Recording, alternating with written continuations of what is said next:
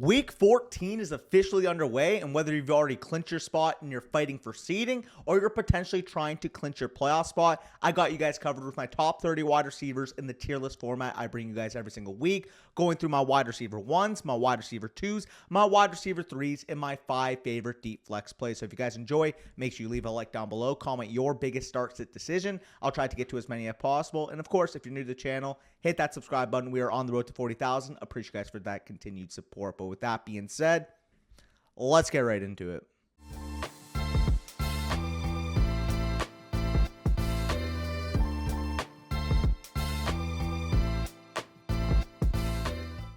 All right, before I get into the official tier list, I'll bring you guys that will they play tier, basically going through any players that are questionable entering this week's slate. And the only one to note, the only one that would have made the top 30 list this week is actually Puka Nacua, wide receiver of the LA Rams. And he's dealing with that AC joint sprain he suffered this past week's game. And by all accounts, it does sound like he's ready to go. Sean McVay recently said that we might be smart with him early on in the week, but don't expect that to affect his ability to be ready to go. So if you have Puka Nacua, it does sound like he's ready to play. And if he is ready to suit up, he is a top 20 level wide receiver for me this week. The guys on bye this week are the teams of the Arizona Cardinals and the teams of the Washington Commanders. So if you have guys like Marquise Brown, Terry McLaurin, Jahan Dotson, and Curtis Samuel, be prepared to be without them. Make sure they are not in your lineups. You guys are trying to clinch those playoff spots. You guys are trying to clinch those buys.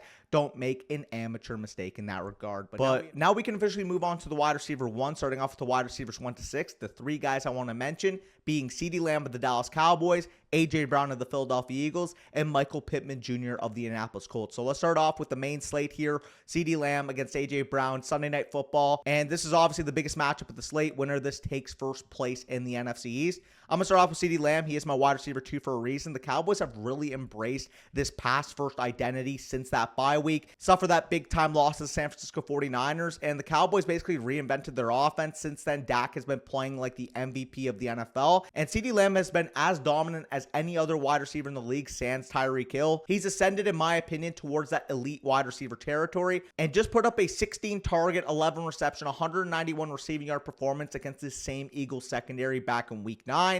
28.25 implied points for the Cowboys this week at home, where the boys have won all 6 of their games this year, scoring over 40-plus points in those games. They are a different team at home, and I do expect CeeDee Lamb and this Cowboys offense to continue firing on all cylinders against the Eagles. I expect this to be a high-scoring affair, and for CeeDee Lamb, like I kind of mentioned, since Week 6, we really saw this Cowboys passing attack evolve, and CeeDee Lamb has been the main beneficiary of that. You guys can see on the screen right now his weeks 1 to 5 versus his weeks 6 to 13, and across the board he has improved mightily. 31% targets per route run, 32% target share, as well as a higher ADOT, more air yards, more end zone targets. This guy's being used all over the field. He is being treated like the alpha he deserved to be, and as a result, he's averaging nearly 28 PPR points per game in that stretch. Truly dominant, and he is a slate winning type of wide receiver. But now we go on to A.J. Brown. He's my wide receiver 5 on the slate, and although he hasn't quite seen that ceiling that he showed in the first 8 weeks of the season, he's still easily, in my opinion, one of the premier elite wide receivers in the entirety of football. 24.75 implied Eagles points this week on the road, and the Cowboys have shown leagues against some of the better passing attacks they've played on their schedule. Off the head, the Eagles had some success. The 49ers obviously had a big-time amount of success in Week 5, and we just saw this past week on Thursday Night Football, the Seattle Seahawks, despite losing that game, were able to put up 35 points. We're able to see DK Metcalf, a physical wide receiver, be able to impose his will against the secondary. And with this secondary, like I kind of mentioned with DK Metcalf being able to exploit it, this is a secondary that is willing to run man coverage, that is willing to put their corners on the island. And with A.J. Brown, he is one of the best man coverage beaters in the entirety of the NFL. Like I kind of mentioned with CeeDee Lamb, I expect this game to be fireworks. I expect a lot of pieces in this game to be startable in fantasy. The over-under right now is set at 53.5, and I honestly think it's going to go over. I think this is going to be a 30-27 type of game, 34-31 type of game. I'm really excited to watch this on Sunday Night Football. So in terms of both CeeDee Lamb and A.J. Brown, I think not only are they must-starts, they're potential, like I said, slate-winning level plays. Now we go on to my wide receiver 6 of the slate. We got Michael Pittman Jr. of the Indianapolis Colts going on the road to play the Cincinnati Bengals, and Michael Pittman Jr. has quietly averaged 16.9 PPR points per game this year and has commanded over 10 targets per game on the season. And if you isolate that simply to when Gardner Minshew took over, those numbers even jump up higher. 19.6 PPR points per game and 11.6 targets per game since Gardner Minshew became the starting quarterback after Anthony Richardson's injury. He is the clear-cut alpha wide receiver 1, and we should start treating him like such. He should be treated like an every week top 10 wide receiver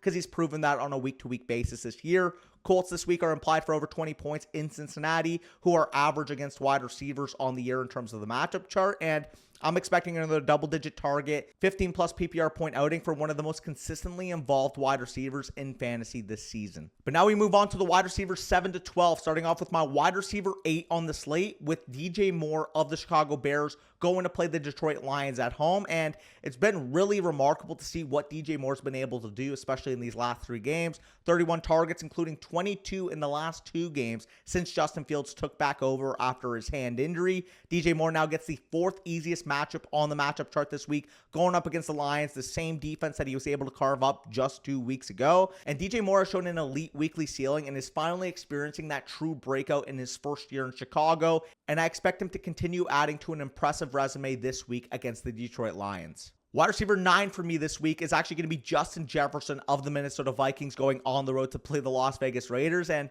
this could make me look silly. Obviously, he is one of the premier talents in the NFL. The King is finally healthy after missing extending time with that hamstring injury.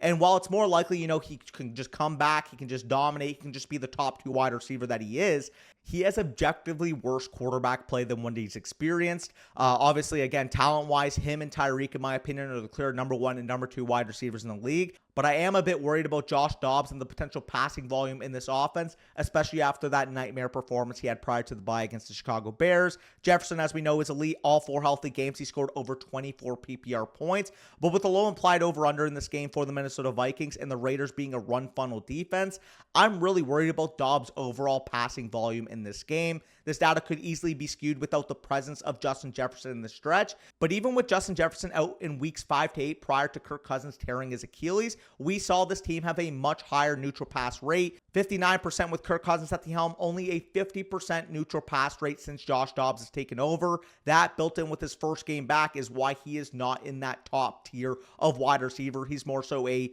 tier 2 type of wide receiver 1 in my opinion. Wide receiver 10 for me this week is going to be Mike Evans of the Tampa Bay Buccaneers going on the road to play the Atlanta Falcons. And he's had a phenomenal season all year, and he is pacing for his best one since 2016, his 3rd year in the league. 43 targets in his last 4 games, and he just carved up what was a tough matchup against wide receivers with the Carolina Panthers this past week. He scored 7 touchdowns in his last 7 games, and is currently 2nd in receiving touchdowns in the NFL to Tyreek Hill on the year. Another tough matchup, obviously, going up against Atlanta to AJ Terrell on the outside. Very good against opposing wide receivers. But in my opinion, with Mike Evans, he has shown a ceiling as high as anyone in this range, and flat out, I'm just done doubting him. I got to give him his flowers. He should be a top 10 wide receiver weekly, and that's where I have him this week, entering my number 10 slot overall. But you guys knew to start these guys. I don't really want to spend too much time on the top 12. Obviously, you guys always leave comments like, why didn't you get into this guy? Why didn't you get into that guy? I typically only touch upon 3 names in the top 6 and 3 names in the 7 to 12 area because I want to spend the majority of the video touching upon 13 to 30. So that is what we will do moving forward. Wide receivers 13,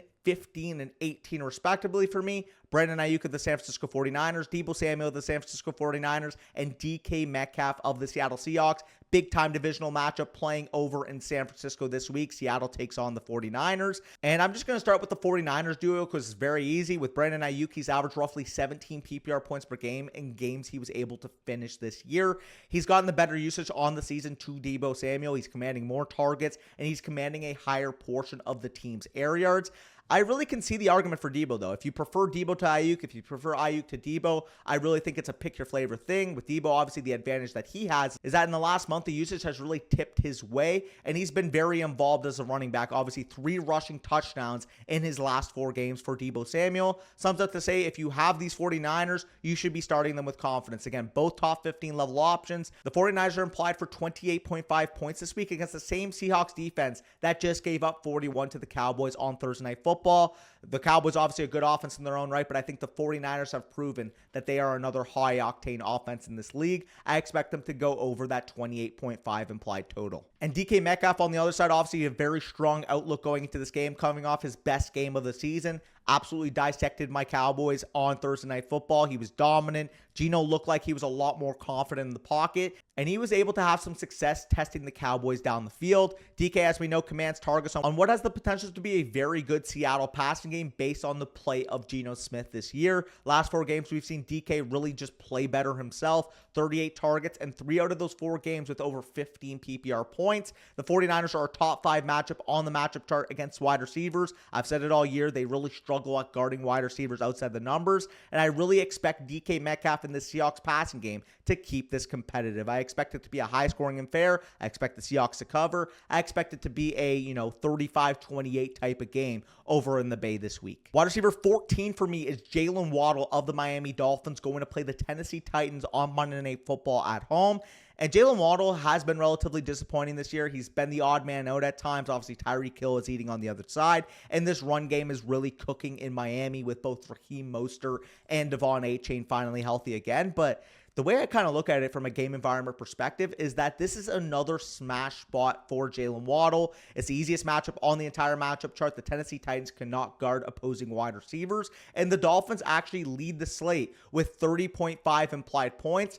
I'm expecting fireworks. I'm expecting the Dolphins to put up points, and I'm expecting a squeaky wheel game for Jalen Waddle. Given this propensity of this offense, I don't think you can have him outside of the top 15 in this matchup this week. But moving on, we head over to my wide receiver 16 on the slate, Devonta Smith of the Philadelphia Eagles, going on the road to play the Dallas Cowboys. And Devonta Smith has been on an absolute tear since Philadelphia's bye week. 15-plus PPR points in his last 3 games and 20-plus PPR points in his last 2 games. And although, like I kind of mentioned with A.J. Brown, the Cowboys have been statistically good against opposing wide receivers this year, they have been susceptible to giving up points against big-time passing attacks, which I do think is the case with Philadelphia this week. Very juicy road environment, 53-point over-under. Like I mentioned, very, very high implied total for the Eagles this week. And with Devonta Smith, I'm curious to see the hurdle he has overcoming this Dallas Goedert injury. Dallas Goedert obviously expected to play in this game, and we've seen evidently that Devonta Smith usually performs better with Dallas Goedert out of the lineup. But I do think that Devonta Smith is able to keep up the momentum that he's shown these last few weeks. Wide receiver 17 for me is Chris Olave of the New Orleans Saints, going to play the Carolina Panthers at home this week. And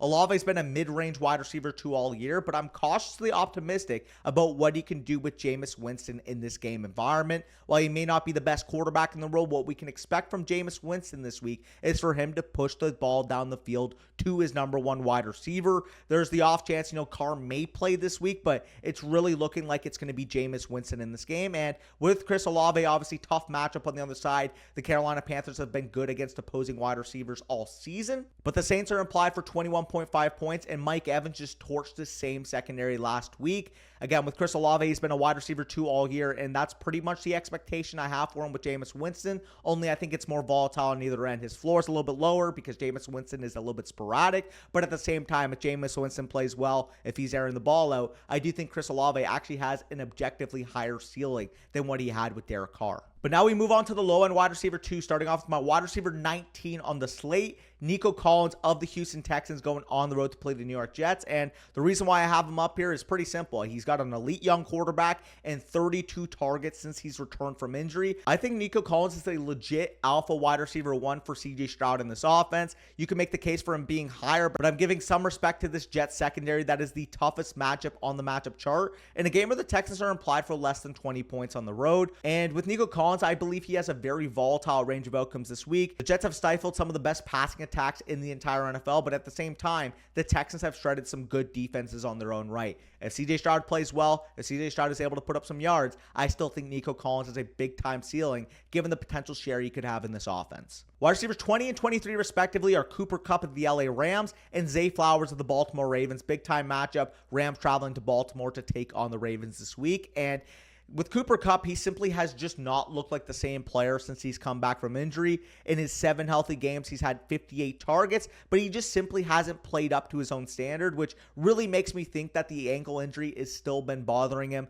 since he missed that IR stint at the beginning of the year, missed those 4 games. Since that flared up in the season, I really just think he hasn't been right all year because flat out, he hasn't played like that Cooper Kupp we have known to love in recent past. On top of all that, he gets a brutal matchup against the Ravens. They've held wide receivers to the 3rd worst matchup on the matchup chart in a game where the Rams are implied for 16.5 points. I'm keeping him as a low-end wide receiver 2, knowing the ceiling he has, but if he has another bad week, I think it's fair to wonder if we'll see Prime Cup again. And on the flip side with Zay Flowers, obviously a very exciting rookie. He saw 8 targets in his first game after Mark Andrews obviously suffered his injury on the Thursday night prior. With Zay Flowers, the only thing keeping him higher on this list is simply due to his usage. He commands targets at an elite level. Obviously, he's very good after the catch, but I'm a little bit concerned if he's not getting used downfield. Is it a little bit more of a Mickey Mouse role? Is he getting, these 4A dot, 5A dot type of games? I'm a little bit nervous on that regard, because if you don't have that downfield nature to your game, you, in my opinion, can't be a true top 20 wide receiver in fantasy. So until he shows that demonstrative ceiling, I will have him more so as a top 24 guy, maybe the top 18 guy his talent could depict.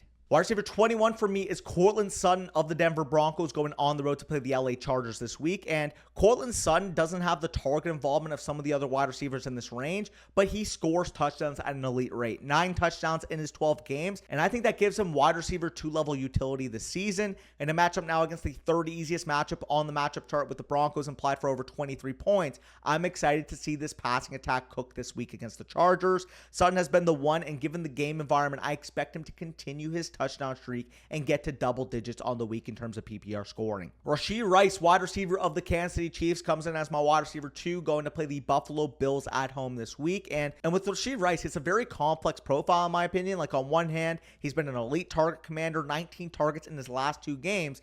The downside, however, is he has failed to log 70+% of the snaps in any game this season. It's really baffling to me at this point how he's not a full-time player, yet since week 7, he's averaged 13.93 PPR points and has been Mahomes' wide receiver 1. Obviously, he's a rookie. He has to earn his playing time, but if he were to ever experience that playing time spike, I think he has legitimate wide receiver 2, mid-range wide receiver 2 level potential in fantasy football. Obviously, as it pertains to this matchup, very, very nice game environment this week. Chiefs are implied for 25 points, second highest over-under of the entire slate. I think Rice has a chance to go off again. Let's just hope he finally gets, 70+% of the snaps, 80+% of the snaps, so I can rank him as the mid-range wide receiver 2 he deserves to be. Wide receiver 24 for me this week is DeAndre Hopkins of the Tennessee Titans, going on the road to play the Miami Dolphins on Monday Night Football. And with DeAndre Hopkins, he's been extremely volatile this year, but it finally looked like, in my opinion, that him and Will Levis were on the same page this past week. And the Titans offense performed relatively well against that overtime loss to the Indianapolis Colts this past week. The game environment factors do not look great, however. 17 implied points for the Titans this week. However, the Dolphins have ceded points to the wide receiver position all year, and they rank as the 6th easiest matchup on the entire matchup chart. And I'm banking on him playing more like that week 13 Hopkins we just saw, rather than the Hopkins we saw in the first 12 weeks. As he continues to develop that rapport with Will Levis, I think he can firmly establish himself as a low-end wide receiver 2. But now we move on to the wide receiver 3s in my rankings this week, starting off with my wide receiver 25, Garrett Wilson of the New York Jets, going to play the Houston Texans at home this week. And with Garrett Wilson, we can pretty much point to the fact that he gets elite volume and a steady floor while not having this demonstratively high ceiling, given the quarterback play we have seen in New York this year. 10 targets per game and a 31% target share for Garrett Wilson. I don't really need to say much. He's a clear-cut alpha wide receiver 1. But with Zach Wilson expected to start, the Jets are implied for less than 14 points this week. And in my opinion, the volume keeps him as an every week wide receiver 3, but I do think he lost his ceiling the moment that A-Rod got hurt in week 1. It's really sad with Garrett Wilson. I'm hoping for the big breakout year next year once the quarterback position is steady in New York, but for the time being, he must be viewed as a wide receiver 3 in fantasy. Wide receiver 26 for me is T. Higgins of the Cincinnati Bengals, going to play the Indianapolis Colts at home this week. And with T. Higgins, he is incredibly hard to place in the rankings in my opinion, but I do think a wide receiver 3 level projection makes sense for him. 3 targets, obviously, this past week coming off his prolonged absence wasn't ideal, but Jake Browning at least showed he can be an efficient quarterback in this Bengals offense with the absence of Joe Burrow. And with Higgins, he's only had 3 games of double-digit points this year, but projecting forward, he's still a guy who commands upwards of 20+% of his targets historically, and now gets a struggling Colts defense against opposing wide receivers. The implied total for the Bengals is a respectable 19.5 points, and if Browning can sustain last week's level of play in a much easier matchup this time around, I really like Higgins' chances of bouncing back. I'm baking in the risk here, having him as a wide receiver 3, but maybe if Jake Browning continues playing the way he did and T. Higgins gets back to that talent level we know and love, he could be a wide receiver 2 moving forward. Wide Wide receiver 27 for me is Brandon Cooks of my beloved Dallas Cowboys, going to play the Philadelphia Eagles at home. And I sound like a broken record. I've already talked on 3 wide receivers from this matchup on Sunday Night Football, but I do think that Brandon Cooks also deserves status as a top 30 wide receiver this week. And the Cowboys struggled to really get him acclimated early on in the season, but since that loss that they suffered in week 5 to the San Francisco 49ers, Cooks has averaged 14.9 PPR points per game. And while he doesn't get the most volume, the Cowboys have led the NFL in wide receiver usage, according to Hayden Winks of Underdog Fantasy, since week 10. Dak Prescott obviously giving a ton of value to this passing game, playing like the true MVP of the NFL season. And Cooks has made timely plays for the Cowboys in this recent stretch. The game environment, the offensive prowess carry Cooks, even if his volume peripherals don't stack up to the other wide receivers in this area. Wide receiver 28 for me is Drake London of the Atlanta Falcons, going to play the Tampa Bay Buccaneers at home. And it was a big time down game this past week for Drake London. Only 1 catch for 5 yards on his 5 targets. But that was actually the only completed pass by Desmond Ridder to a wide receiver against the Jets.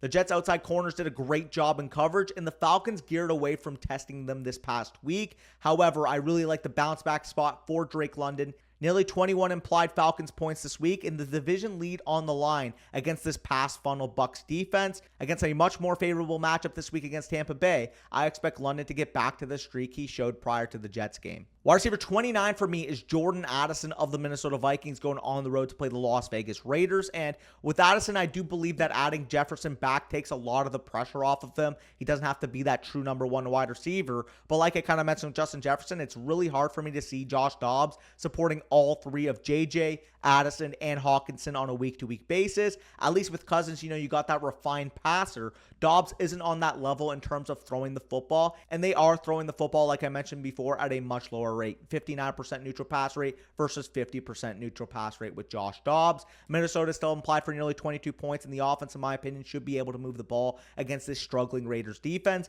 but I am worried, like I said, about Josh Dobbs supporting every single Minnesota pass catcher this week. Wide receiver 30 for me is Calvin Ridley of the Jacksonville Jaguars, going on the road to play the Cleveland Browns, and he's recently seen an uptick in terms of his overall volume. 23 targets in his last 3 games. Obviously, big-time news from this past week's game. Christian Kirk is expected out for the rest of the regular season with that groin injury he suffered on his first reception. But with no Trevor Lawrence this week, I really do think we have to bake in both sides of the equation. Not to mention the Browns defense is absolutely no joke. This offense this week is projected for less than 14 implied points, with the second hardest matchup on the entire matchup chart. Like I kind of mentioned, matchup and quarterback factors absolutely matter here. However, I do like the expected volume we could see for Calvin Ridley this week with no Christian Kirk on the field. But now we head on to my 5 favorite deeper league flex plays, starting off with my number 1, Josh Downs of the Indianapolis Colts, going on the road to play the Cincinnati Bengals. I already mentioned that Pittman has been the clear one, but I do think this is a nice bounce back spot for Josh Downs this week.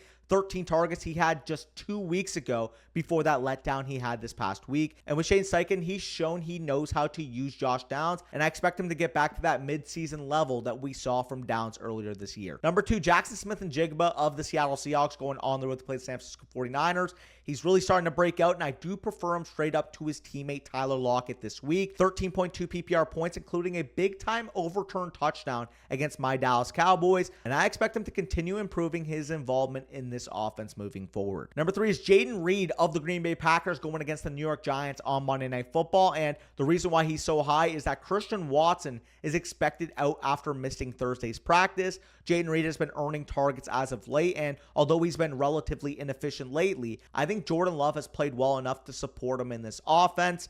Trusting the offense, and I'm trusting the volume here. Obviously, nice matchup. Monday Night Football, big-time favorites against the Giants. I think not only do the Packers cover, but this offense continues showing the success they've had with Jordan Love at the helm. Number 4 is Jonathan Mingo of the Carolina Panthers, going on the road to play the New Orleans Saints. Jonathan Mingo, in my opinion, has a chance to run hot at the end of the season, and he's taken over a lot of that first-read target share we saw dominated by Adam Thielen earlier in the season. I'm really cautiously optimistic about his ceiling moving forward as he continues to grow that rapport he has with Bryce Young. Panthers already know that they're out of the thick of the playoffs, and I do think that they want to develop this duo moving forward between Jonathan Mingo and Bryce Young. Keep developing that chemistry we have between them. And then finally, my 5th option here is Elijah Moore of the Cleveland Browns, going to play the Jacksonville Jaguars at home this week. And it was very encouraging usage this past week with Joe Flacco in at quarterback. 12 targets and produced a 4-catch, 82 receiving yard stat line. He was used downfield and much more creatively rather than that, Mickey Mouse, Curtis Samuel type of role he saw earlier in the year. And I'm really encouraged to see just how much this role keeps expanding with Joe Flacco in a quarterback. He clearly trusts him to win down the field, and the Browns are finally using him on those route combinations. But either way, hope you guys enjoyed. Make sure you leave a like down below. And if you guys want access to all of these rankings and more, there's one of two ways to access them right now. The first way being, if you guys go over to Underdog Fantasy and use promo code FSC, you will get access to our rest of season rankings manifesto. We're going into playoff weeks. You're going to want those rankings, so make sure you do so. If you have not already used a promo code on Underdog, promo code FSC will get you that plus 100% match back. And the other way to get it is by going over to flockfantasy.com and using promo code FSC at checkout for 30% off your flocker or your mother flocker packages. So don't miss out on those opportunities. Appreciate you guys for that continued support. Like I always say, take care. Good luck in your matchups. Go clinch those playoff spots. Go clinch those playoff bye weeks.